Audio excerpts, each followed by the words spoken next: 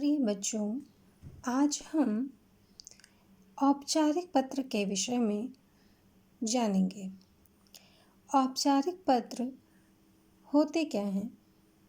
जो आप किसी संस्था को या किसी कार्यालय को पत्र लिखते हैं, उसे औपचारिक पत्र कहते हैं। औपचारिक पत्र लिखते समय ध्यान देने योग्य बातें। औपचारिक पत्र नियमों में बंधे हुए होते हैं।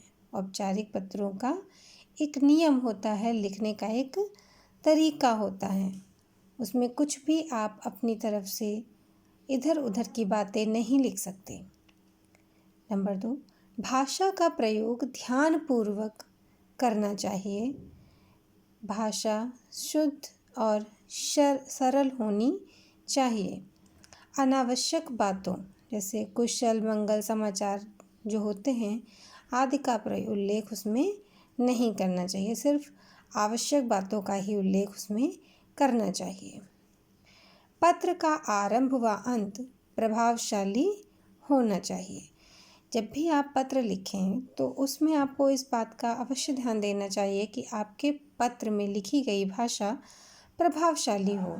सामने वाला व्यक्ति आपकी भाषा को पढ़े और उसको समझ सके और आपकी उस बात का, उस शिकायत का कायदे से, सही तरीके से प्रभाव उस पर पड़े और वो उसको समझ सके।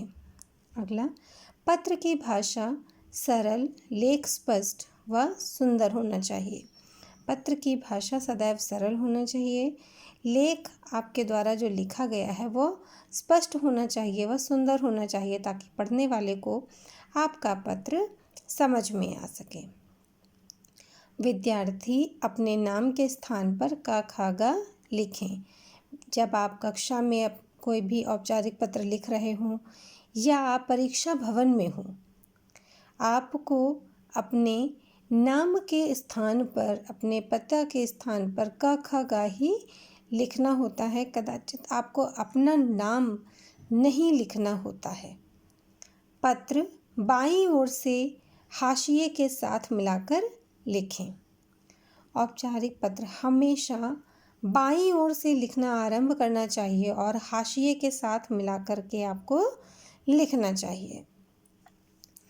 पत्र को सीमित भाषा में लिखना चाहिए, अर्थात सीमित भाषा से तात्पर्य है कि कम से कम एक पेज में ही आपको अपने पत्र को ख़त्म कर देना चाहिए,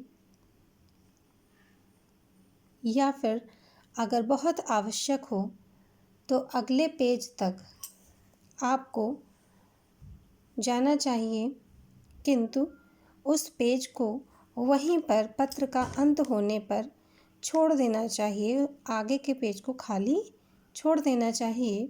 पत्र सदैव आपको नए पृष्ठ से आरंभ करना चाहिए और यदि आप दूसरे पृष्ठ का प्रयोग कर रहे हैं तो जहाँ पर भी वो पत्र ख़त्म हो वहीं पर उस पेज को उतना ही खाली छोड़ देना चाहिए।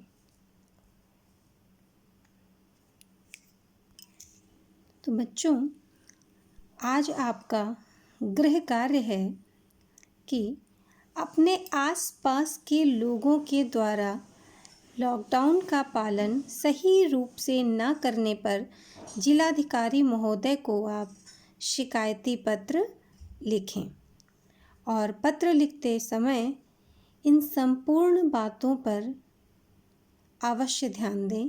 इन बातों को ध्यान में रखते हुए ही आप पत्र लिखें और पत्र लिखते समय जितनी भी बातें आपको बताई गई हैं, किसी भी बात को आप भूलेंगे नहीं। उन बातों का प्रयोग पूर्ण रूप से आपको करना है।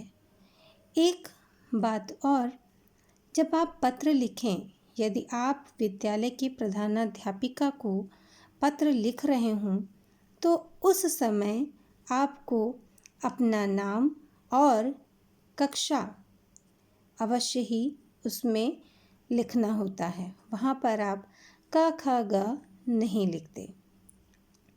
इस पत्र में आप इस बात का अवश्य ध्यान रखें कि आप यहाँ पर ये पत्र जिलाधिकारी महोदय को लिख रहे हैं।